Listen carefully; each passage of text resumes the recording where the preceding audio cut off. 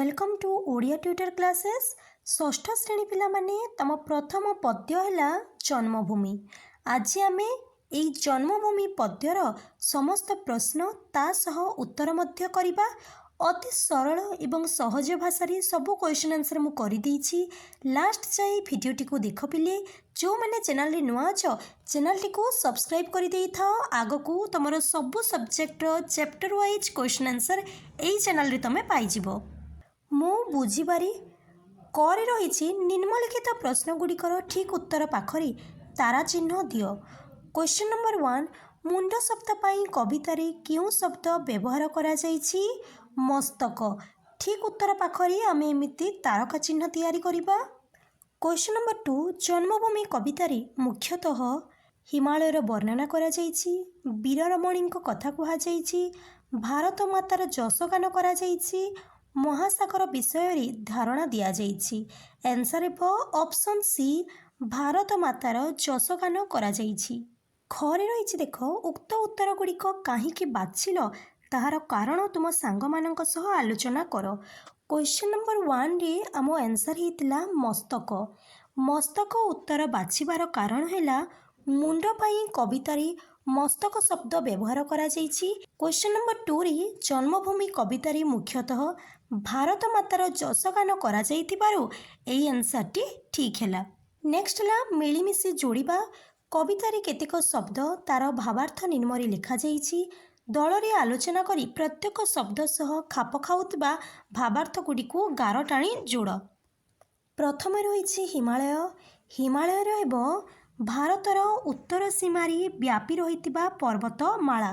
ता माने एक रहिला 10। नेक्स्ट ला ब्रह्मपुत्र। ब्रह्मपुत्र होछि मुख्यतः अरुणाचल प्रदेश और आसाम दे बही जाउतबा नदी जहाँकि शेष बंगोपसागर रे मिसिछि। 2 रहिला 8।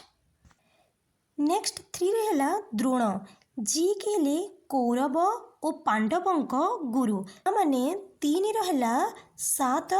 सीता रहिला 6 रे अछि जो जनक राजांक दुहिता प्रभु श्रीरामंक धर्मपत्नी। 4 रहिला 6। नेक्स्ट अछि गंगा जहाँकि हेला भारतर दीर्घतम पवित्र नदी ता माने 5 रहिला 2। 6 रे अछि चैतन्य जी की हेले गौड़ीय वैष्णव मतवादार प्रचारक और प्रसारक ता माने 6 रहिला 4। 7 रे रही पद्मिनी जी हेले मेवाड़ राणी और वीर रमणी। 7 रहीगला 5। 8 रे अछि अर्जुन जी की हेले तृतीय पांडव ता माने 8 रहीगला 1। 9 रे अछि भीष्म जहाँकि हेब गंगांक पुत्र कौरव और पांडव मानक पितामह। 9 रहीगला 3। लास्ट को रहिले वाल्मीकि जी की संस्कृत रामायणर रचयिता ता माने 10 रहीगला 9। भाबुची समस्ते बुझी जाइथिबो। नेक्स्ट है पद्यांश को आलोचना कर। निम्नलिखित पद्यांश को मन दे पढ़ एवं यार भावार्थ को सांग मानक सह आलोचना करी तार सारांश को लिख। तुही माँ जन्मभूमि पवित्र भारत भूमि तोहरी संतान आमी अटु सरबी तोर श्री चरण सेवा पाई मन प्राण देवा गाइबा तोहर नाम आनंद रवि तो आनंदे होइबा सुखी कांदिबा दुखरे तोर होइण दुखी। तार सारांश देख पिले। हे मोर मातृभूमि तुमे हेउछ पवित्र भारत भूमि आमे समस्ते तुम संतान आमर मन एवं प्राण तुमरी सेवा पाई सदा सर्वदा प्रस्तुत होई रहिछि। आमे आम भारत मातार आनंदरे आनंदित हेबा और भारत मातार दुखरे दुखी हेबा तुमर नाम को आनंदरे बुली बुली गाइबा। नेक्स्ट है बुझी विचारी लेख। करे रही जन्मभूमि कविता को पढ़ी प्रश्न गुड़िकर उत्तर दियो। क्वेश्चन नंबर 1 कवितारे वर्णित वीररमणी मानक नाम लिख। आंसर देख पिले। कवितारे वर्णित वीररमणी माने हेले पद्मिनी सावित्री सीता दुर्गावती। क्वेश्चन नंबर 2 भारतर कटी रे क्यों पर्वतमाला शोभा पाउछि? आंसर देख पिले। ଭାରତର କଟିରେ ବିନ୍ଧ୍ୟ ପର୍ବତ ଶୋଭା ପାଉଛି। କ୍ୱେଶ୍ଚନ୍ ନମ୍ବର 3, କାଳିଦାସ କିଏ? ତାଙ୍କ ରଚିତ ଗୋଟିଏ କାବ୍ୟର ନାମ ଲେଖ। କାଳିଦାସ ହେଉଛନ୍ତି ସଂସ୍କୃତ ଭାଷାର ଜଣେ ପ୍ରାଚୀନ କବି ଓ ପଣ୍ଡିତ। ତାଙ୍କ ରଚିତ କାବ୍ୟଗୁଡ଼ିକ ହେଲା ମେଘଦୂତମ୍, ଅଭିଜ୍ଞାନ ଶକୁନ୍ତଳମ୍। ଯେକୌଣସି ଗୋଟିଏ ଲେଖିବାକୁ କହିଛି, ମୁଁ ଦୁଇଟି ଲେଖିଦେଇଛି, ତୁମେ ଯେକୌଣସି ଗୋଟିଏ ଲେଖିପାରିବ। କ୍ୱେଶ୍ଚନ୍ ନମ୍ବର 4, ଆମ ଜନ୍ମଭୂମିର ଦୁଇ ପାର୍ଶ୍ୱରେ ଥିବା ଜଳଧିର ନାମ ଲେଖ। ଆନ୍ସର୍ ହେଲା ଆମ ଜନ୍ମଭୂମିର ଦୁଇ ପାର୍ଶ୍ୱରେ ଥିବା ଜଳଧି ହେଲା ବଙ୍ଗୋପସାଗର ଓ ଆରବ ସାଗର। କ୍ୱେଶ୍ଚନ୍ ନମ୍ବର 5, ଭାରତର ଶରୀରରେ କେଉଁ ସବୁ ନଦୀ ଶୋଭା ପାଉଛି? ଆନ୍ସର୍ ହେଲା ଭାରତର ଶରୀରରେ ଗଙ୍ଗା, ଯମୁନା, ବ୍ରହ୍ମପୁତ୍ର ଓ ସିନ୍ଧୁ ଆଦି ନଦୀ ଶୋଭା ପାଉଛି। ଖରେ ଅଛି ଦେଖ, ଚୈତନ୍ୟାଦି ମହାତ୍ମା ଜନେ, ପ୍ରଚାରିଲେ ବିଭୁ ନାମ ଆନନ୍ଦ ମନେ। ମହାତ୍ମାର ଅର୍ଥ ମହାପୁରୁଷ, ବଡ଼ ଲୋକ, ମହାମାନବ, ମହାନ ବ୍ୟକ୍ତି। ବିଭୁର ଅର୍ଥ ଈଶ, ଈଶ୍ୱର, ପ୍ରଭୁ, ଠାକୁର, ଦେବତା। ଉପରଲିଖିତ ପଦ୍ୟାଂଶକୁ ପଢ଼ି ଉତ୍ତର ଲେଖ। ଚୈତନ୍ୟ କିଏ? ଚୈତନ୍ୟ ହେଉଛନ୍ତି ବୈଷ୍ଣବ ମତବାଦର ଜଣେ ପ୍ରଚାରକ ଓ ପ୍ରସାରକ। ନେକ୍ସଟ ଅଛି, ସେ କ'ଣ କରିଥିଲେ? ସେ ସାରା ଭାରତରେ ବୈଷ୍ଣବ ଧର୍ମର ପ୍ରସାର ଓ ପ୍ରଚାର କରିଥିଲେ। ନେକ୍ସଟ ହେଲା, ତାଙ୍କୁ ମହାତ୍ମା କାହିଁକି କହିବା? ଆନ୍ସର୍ ଦେଖ ପିଲେ, ଚୈତନ୍ୟ ମହାପ୍ରଭୁ ହେଉଛନ୍ତି ଏକ ମହାନ ସନ୍ଥ ଓ ସମାଜ ସୁଧାରକ। ତାଙ୍କର ମହାନ କାର୍ଯ୍ୟ ଯୋଗୁଁ ତାଙ୍କୁ ମହାତ୍ମା କୁହାଯାଏ। ନେକ୍ସଟ ହେଲା କବିତାର ରଚନା ଶୈଳୀ। ବିନ୍ଧ୍ୟ ଗିରିବର କଟିରେ, ଗଙ୍ଗା ଆଦି କେତେ ନଦୀ ଶୋଭେ ଶରୀରେ। ଉକ୍ତ ପଦ୍ୟାଂଶ ପରେ ତୁମକୁ ଭଲ ଲାଗୁଥିବା ଆଉ କିଛି ପଦ୍ୟାଂଶ କବିତାରୁ ବାଛି ଲେଖ। ଆନ୍ସର୍ ଦେଖ, କେତେ କେତେ ପୁଣ୍ୟବତୀ, କେତେ ପତି ବ୍ରତା ସତୀ, କେତେ ବୀର ନାରୀ କେତେ ବୀର ଜନନୀ। ସମସ୍ତେ ତୋହର ଦୁହିତା, ପଦ୍ମିନୀ, ସାବିତ୍ରୀ, ସୀତା, ଦୁର୍ଗାବତୀ ଆଦି କେତେ ବୀର ରମଣୀ। ନେକ୍ସଟ ହେଲା ମେଳ କର। କ ସ୍ତମ୍ଭର କବିତାଂଶ ସହିତ ଖ ସ୍ତମ୍ଭର ଭାବାର୍ଥକୁ ସଂଯୋଗ କର। ଜନମିଲେ ତୋକଳରେ କେତେ ସୁର ବୀର ନରୀ। ଆନ୍ସର୍ ହେବ ଭାରତ ମାତାର କୋଳରେ ଅନେକ ସୁର, ବୀର ଓ ମହାମାନବ ଜନ୍ମ ନେଇଛନ୍ତି। ତୋ ଆନନ୍ଦେ ହୋଇବା ସୁଖୀ, କାନ୍ଦିବା ଦୁଃଖରେ ତୋର ହୋଇଣ ଦୁଃଖୀ। ଆମେ ଜନ୍ମଭୂମିର ଉନ୍ନତି ବା ପ୍ରଗତିରେ ସୁଖ ଅନୁଭବ କରିବା ଓ ଅବନତିରେ ଦୁଃଖୀ ହେବା। ସମସ୍ତେ ତୋର ଦୁହିତା, ପଦ୍ମିନୀ, ସାବିତ୍ରୀ, ସୀତା। ପଦ୍ମିନୀ, ସାବିତ୍ରୀ, ସୀତା ପ୍ରଭୃତି ସମସ୍ତ ବୀରରମଣୀ ଭାରତ ମାତାର ଦୁହିତା ଅଟନ୍ତି। ନେକ୍ସଟ ହେଲା ଅନୁମାନ ଓ କଳ୍ପନାରୁ ସାଙ୍ଗମାନଙ୍କ ସହିତ ଦଳଗତ ଆଲୋଚନା କର। କରେ ରହିଛି ମହାକବି ବେଦବ୍ୟାସ, ବାଲ୍ମୀକି, କାଳିଦାସ ଗାଇଲେ ପବିତ୍ର କଣ୍ଠେ ତୋହରି ଗୁଣ। ବିଟ୍ 1ରେ ଅଛି, କେଉଁମାନଙ୍କୁ ମହାକବି ଆଖ୍ୟା ଦିଆଯାଇଛି? କାହାକୁ ଦିଆଯାଇଛି? ବେଦବ୍ୟାସ, ବାଲ୍ମୀକି, କାଳିଦାସ। ଏହି ତିନି ଜଣଙ୍କୁ ମହାକବି କହିକି କୁହାଯାଇଛି। ବିଟ୍ 2ରେ ଅଛି, ସେମାନଙ୍କ ଲିଖିତ ଗ୍ରନ୍ଥର ନାମ ଉଲ୍ଲେଖ କର। ବେଦବ୍ୟାସ କ'ଣ ଲେଖିଛନ୍ତି ପିଲେ? ସେ ଲେଖିଛନ୍ତି ମହାଭାରତ। ସେ ହେଲେ ମହାଭାରତର ରଚୟିତା। ବାଲ୍ମୀକି କ'ଣ ଲେଖିଛନ୍ତି? ବାଲ୍ମୀକି ଲେଖିଛନ୍ତି ରାମାୟଣ। କାଳିଦାସ କ'ଣ ଲେଖିଛନ୍ତି? ସେ ଲେଖିଛନ୍ତି ମେଘଦୂତମ୍। ସମସ୍ତେ ଲେଖିଦେଲ। ଖରେ ରହିଛି, କେତେ କେତେ ପୁଣ୍ୟବତୀ, କେତେ ପତି ବ୍ରତା ସତୀ, କେତେ ବୀର ନାରୀ କେତେ ବୀର ଜନନୀ।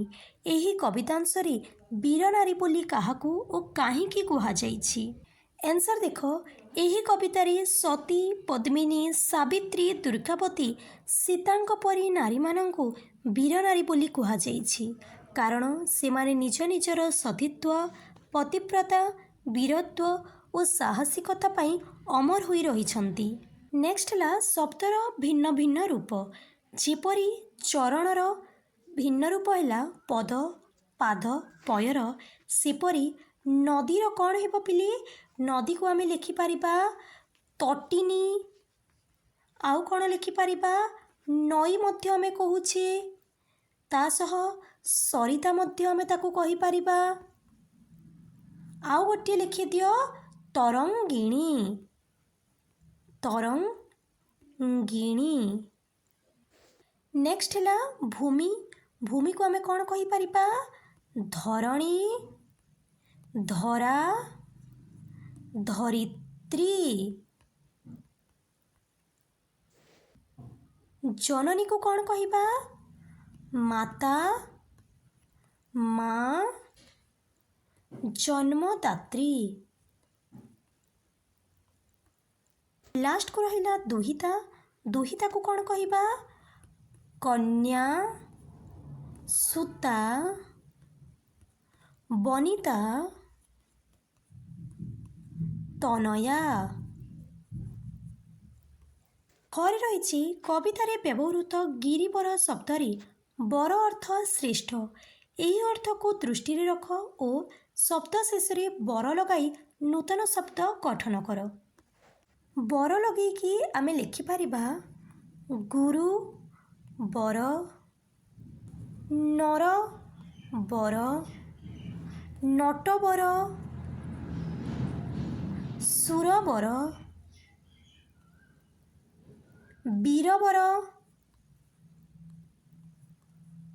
କବିବର। ଆଶା କରୁଛି ସମସ୍ତେ ଲେଖୁଥିବ। ନେକ୍ସଟ ହେଲା କିଛି ଭିନ୍ନ କିଛି ସମାନ। ନିମ୍ନଲିଖିତ ପଦକୁ ଧ୍ୟାନର ସହ ପଢ଼। ଗାଇଲେ ପବିତ୍ର କଣ୍ଠେ ତୋହରି ଗୁଣ, ଯେତେ ଚାହିଁଥିଲି ମିଳି ମାନବ ଗଣ। ଗଣ ଓ ଗୁଣ ଶବ୍ଦଦ୍ୱୟରେ କେବଳ ଗୋଟିଏ ମାତ୍ରାର ଭିନ୍ନତା ଅଛି, ଫଳରେ ତା'ର ଅର୍ଥ ସମ୍ପୂର୍ଣ୍ଣ ରୂପେ ବଦଳି ଯାଉଛି। ତୁମେମାନେ ସାଙ୍ଗମାନଙ୍କ ସହ ଦଳଗତ ଆଲୋଚନା କରି ଏହିପରି ଶବ୍ଦଗୁଡ଼ିକୁ ଖାତାରେ ଲେଖ, ଯେପରି ବଣ, ବଣି, ବସ, ବେଶ। ଆଉ କ'ଣ ଲେଖିପାରିବା ଦେଖ ପିଲେ? ଆମେ ଲେଖିପାରିବା ପ୍ରସାଦ, ପ୍ରାସାଦ, ନଟ, ନାଟ, ନୀତି, ନୀତି, ଅଂଶ, ଅଂଶ, ଚୂଡ଼ା, ଚୂଡ଼ା। ଏତିକି ଲେଖିଦେବ ପିଲେ। ନେକ୍ସଟ ଅଛି ଦେଖ ପାଠ ବାହାରୁ ତୁମ କଥା କ'ଣ ଦେଇଛି ଦେଖିବା। ଜନ୍ମଭୂମି କବିତାରେ ପୁଣ୍ୟଭୂମି ଭାରତର ପ୍ରଶଂସା ଅତି ସୁନ୍ଦର ଭାବରେ ବର୍ଣ୍ଣନା କରାଯାଇଛି। ତୁମେ ଭାରତର କେଉଁ ରାଜ୍ୟରେ ବାସ କରୁଛ ଏବଂ ରହୁଥିବା ସ୍ଥାନ, ଗ୍ରାମ କିମ୍ବା ସହରର ନାମ ଲେଖ। ସେହି ସ୍ଥାନ ତୁମକୁ କିପରି ଲାଗୁଛି ବର୍ଣ୍ଣନା କର। ସୂଚନା, ପ୍ରାକୃତିକ ପରିବେଶ, ଖାଦ୍ୟ, ଜଳବାୟୁ, ପ୍ରସିଦ୍ଧ ମନ୍ଦିର, ଫସଲ, ପୋଷାକ ଏହି ବିଷୟରେ ମଧ୍ୟ ଲେଖିପାରିବ। ଯେମିତି ଗୋଟେ ପିଲା ଯଦି ବାଲେଶ୍ୱର ଜିଲ୍ଲାରେ ରହୁଛି ସେ ବାଲେଶ୍ୱର ଲେଖିବ। ବାଲେଶ୍ୱରର ଯଦି ସୋରରେ ରହୁଛି ତାହେଲେ ସୋର ଲେଖିବ। ସେଠିକାର ପ୍ରାକୃତିକ ପରିବେଶ କିପରି ତାହା ଲେଖିବ। ତୁମର ଖାଦ୍ୟ କ'ଣ ସେଠି ତାକୁ ଲେଖିପାରିବ। ପ୍ରସିଦ୍ଧ ମନ୍ଦିର ବାଲେଶ୍ୱରରେ କ'ଣ ଅଛି ତାହା ଲେଖିପାରିବ। ଏହି କ ନମ୍ବର କ୍ୱେଶ୍ଚନକୁ ପିଲେ ତୁମେ ନିଜେ କରିବାକୁ ଚେଷ୍ଟା କରିବ। ଘରେ ରହିଛି ନିଜ ପରିବାରର କୌଣସି ସଦସ୍ୟଙ୍କ କେଉଁ ସବୁ କଥା ତୁମକୁ ଭଲ ଲାଗେ ସେ ବିଷୟରେ ବର୍ଣ୍ଣନା କର। ତୁମ ପରିବାରରେ ଯେଉଁ ସଦସ୍ୟଙ୍କ କଥା ତୁମକୁ ଭଲ ଲାଗୁଛି ତାଙ୍କ ବିଷୟରେ ଲେଖିବ। ସେ ଯିଏ ବି ହେଇପାରନ୍ତି, ବାପା, ମା, ଦାଦା, ଖୁଡ଼ି, ଅଜା, ଆଈ, ଜେଜେମା, ଜେଜେବାପା, ଯାହାଙ୍କ କଥା ତୁମକୁ ସବୁ ଭଲ ଲାଗୁଛି ତାଙ୍କ ବିଷୟରେ ତୁମେ ଲେଖିବ। ନେକ୍ସଟ ହେଲା ନଦୀ। ଗଙ୍ଗା ଆଦି କେତେ ନଦୀ ଶୋଭେ ଶରୀରେ। ଭାରତ ମାତା କୋଳରେ ଗଙ୍ଗା ନଦୀ ପରି ଅନେକ ନଦୀ ଶୋଭା ପାଉଛି। ଏହି ନଦୀଗୁଡ଼ିକ ଜଳ ଓ ବିଦ୍ୟୁତ୍ ଯୋଗାଇବା ସହ କୃଷି ତଥା ପରିବହନରେ ଗୁରୁତ୍ୱପୂର୍ଣ୍ଣ ଭୂମିକା ନିର୍ବାହ କରୁଛନ୍ତି। ତତ୍ସହ ଏହି ନଦୀଗୁଡ଼ିକ ଆମ ଦେଶର ଇତିହାସ, ସଂସ୍କୃତି, ଧାର୍ମିକ ଚେତନା ଓ ଅର୍ଥ ବ୍ୟବସ୍ଥାର ମଧ୍ୟ ପରିଚୟ ଅଟେ। ନିମ୍ନ ସାରଣୀରେ କେତେକ ନଦୀର ନାମ ଦିଆଯାଇଛି, ସେଗୁଡ଼ିକୁ ଖୋଜି ଖାତାରେ ଲେଖ। ସେଥିମଧ୍ୟରୁ କେଉଁ ନଦୀଗୁଡ଼ିକ ଆମ ରାଜ୍ୟରେ ପ୍ରବାହିତ ତାର ତାଲିକା କର। ତାହେଲେ ଏହି ସାରଣୀରୁ ଦେଖିବା କେଉଁ ସବୁ ନଦୀ ଏଠି ଲୁଚିକି ରହିଛି। ମହାନଦୀ ଦେଖ ପିଲେ ପ୍ରଥମେ ରହିଛି, ବୈତରଣୀ ରହିଛି, ଗୋଦାବରୀ ଅଛି ଦେଖ, ନର୍ମଦା ରହିଛି, କାବେରୀ ଅଛି ଦେଖ ପିଲେ, କୃଷ୍ଣା ମଧ୍ୟ ଅଛି, ବୁଢ଼ା ବଳଙ୍ଗ ରହିଅଛି ଦେଖ, ଗଙ୍ଗା ଅଛି ଦେଖ ପିଲେ, ତାପ୍ତି ମଧ୍ୟ ରହିଛି, ତେଲ ନଦୀ ମଧ୍ୟ ଅଛି, ଇବ୍ ନଦୀ ଅଛି ଦେଖ। ଏବେ ଦେଖିବା ପିଲେ ଏଇ ସବୁ ନଦୀମାନଙ୍କ ଭିତରୁ କେଉଁ ନଦୀ ସବୁ ଆମ ରାଜ୍ୟ ଦେଇ ବୋହିଛି? ମହାନଦୀ ଆମ ରାଜ୍ୟ ଦେଇ ବୋହିଛି। ଗ୍ରୀନ୍ କଲର୍ରେ ଯାହା ମାର୍କ କରୁଛି ସେଇ ସବୁ ନଦୀ ଆମ ରାଜ୍ୟରେ ବୋହିଛି। ତା ସହ ତେଲ ନଦୀ ମଧ୍ୟ ଆମ ରାଜ୍ୟରେ ଅଛି, ବୁଢ଼ା ବଳଙ୍ଗ ରହିଛି, ଇବ୍ ନଦୀ ରହିଛି, ବୈତରଣୀ ରହିଛି। ତାହେଲେ ଏଇ ନଦୀ ସବୁ ଆମ ରାଜ୍ୟ ଦେଇକି ପ୍ରବାହିତ ହେଇଛି। ନେକ୍ସଟ ହେଲା ବୁଝି ବିଚାରି ଲେଖ। ନିମ୍ନ ସାରଣୀରେ କେତେକ ଅକ୍ଷର ଦିଆଯାଇଛି, ତୁମେ ସେହି ଅକ୍ଷର ଗୁଡ଼ିକୁ ମିଶାଇ କ୍ରମ ବଦଳାଇ ମାତ୍ରା ଯୋଡ଼ି ଶବ୍ଦ ଗଠନ କର ଓ ଲେଖ। ତମ ପାଇଁ ଗୋଟେ କରାଯାଇଛି ଦେଖ, ସମଗର ଲେଖାଯାଇଛି ଯାହାକି ହେବ ମହାସାଗର। ନେକ୍ସଟ ଅଛି ହମଳୟ ଯାହାକି ହେବ ହିମାଳୟ। ନେକ୍ସଟ ଅଛି ମହବକ ଯାହାକି ହେବ ମହାକବି। ନେକ୍ସଟ ରହିଲା ଭତର ଯାହା ହେବ ଭିତର। ନେକ୍ସଟ ଅଛି ମରଣ ଯାହାକି ହେବ ରମଣୀ। ଲାଷ୍ଟକୁ ରହିଲା କଳଦଶ ଯାହା ହେବ କାଳିଦାସ। ନେକ୍ସଟ କ'ଣ ଅଛି ଦେଖ, ଝରକାରୁ ବଙ୍କିମ ଚନ୍ଦ୍ର ଚଟ୍ଟୋପାଧ୍ୟାୟଙ୍କ ଦ୍ୱାରା ରଚିତ ବନ୍ଦେ ମାତରମ୍ କବିତାଟି ପ୍ରାୟ ଜାତୀୟ ସଙ୍ଗୀତ ସହ ସମାନ। ଆସ ଏହାର ଭାବାର୍ଥକୁ ଆଲୋଚନା କରିବା। ଏଠି ଦେଖ ପିଲେ ବନ୍ଦେ ମାତରମ୍ର କବିତା ରହିଛି ଏବଂ ତାର ଭାବାର୍ଥ ଆର ସାଇଡ଼ରେ ରହିଛି, ପଢ଼ିଦେବ। ନେକ୍ସଟ ରହିଲା ଦଳଗତ ଆଲୋଚନା। ତୁମେ ଜନ୍ମଭୂମି ଓ ବନ୍ଦେ ମାତରମ୍ କବିତା ଦୁଇଟି ପଢ଼ିଲ। ସେହି କବିତା ଦୁଇଟିରେ ଥିବା ସମାନତା ଓ ଭିନ୍ନତା ବିଷୟରେ ସାଙ୍ଗମାନଙ୍କ ସହିତ ଦଳଗତ ଆଲୋଚନା କର। ପ୍ରଥମେ ଆମେ ଦେଖିବା ଜନ୍ମଭୂମି ଏବଂ ବନ୍ଦେ ମାତରମ୍ କବିତା ମଧ୍ୟରେ ସମାନତା କ'ଣ ରହିଛି। ଦୁଇଟି କବିତାରେ ମାତୃଭୂମିର ମହାତ୍ମ୍ୟ ବର୍ଣ୍ଣନା କରାଯାଇଛି। ମାତୃଭୂମିକୁ ମାତା ରୂପେ ଗ୍ରହଣ କରାଯାଇଛି। ମାତୃଭୂମିର ସେବା କରିବାକୁ ପ୍ରେରଣା ଦିଆଯାଇଛି। ମାତୃଭୂମିର ସୌନ୍ଦର୍ଯ୍ୟ ଓ ଶକ୍ତି ବର୍ଣ୍ଣନା କରାଯାଇଛି। ନେକ୍ସଟ ଦେଖିବା ଜନ୍ମଭୂମି ଓ ବନ୍ଦେ ମାତରମ୍ ମଧ୍ୟରେ ପାର୍ଥକ୍ୟ କ'ଣ ରହିଛି। ଜନ୍ମଭୂମିରେ ସ୍ୱଦେଶ ପ୍ରେମ ଓ ମାତୃଭୂମିର ମାହାତ୍ମ୍ୟ ବର୍ଣ୍ଣନା କରୁଥିବା ବେଳେ ବନ୍ଦେ ମାତରମ୍ରେ ସ୍ୱଦେଶ ପ୍ରେମ ଓ ସ୍ୱାଧୀନତା ସଂଗ୍ରାମର ପ୍ରେରଣା ଦେଉଛି। ଜନ୍ମଭୂମିରେ ମାତୃଭୂମିର ସେବା କରିବାକୁ ପ୍ରେରଣା ଦେଉଥିବା ବେଳେ ବନ୍ଦେ ମାତରମ୍ କବିତାରେ ମାତୃଭୂମିର ସ୍ୱାଧୀନତା ସଂଗ୍ରାମରେ ସହଯୋଗ କରିବାକୁ ପ୍ରେରଣା ଦେଉଛି। ଲାଷ୍ଟକୁ ରହିଲା ଖୋଜ ଓ ପଢ଼। ନିମ୍ନ ପ୍ରଦତ୍ତ ଦେଶାତ୍ମବୋଧ କବିତା ଗୁଡ଼ିକ ପାଠାଗାର ବା ଇଣ୍ଟରନେଟ୍ରୁ ସଂଗ୍ରହ କରି ପଢ଼ ଓ ଆଲୋଚନା କର। ଏହି କାର୍ଯ୍ୟଟି ପିଲେ ତମମାନଙ୍କ ପାଇଁ। ଏତିକି ଥିଲା କ୍ୱେଶ୍ଚନ୍ ଆନ୍ସର୍। ଭିଡ଼ିଓଟିକୁ ଲାଇକ୍ କରିଦିଅ, ତମ ସାଙ୍ଗମାନଙ୍କ ସହ ସେୟାର କରିଦିଅ। ଯେଉଁମାନେ ଚ୍ୟାନେଲରେ ନୂଆ ଅଛ ଚ୍ୟାନେଲଟିକୁ ସବସ୍କ୍ରାଇବ୍ କରିଦିଅ।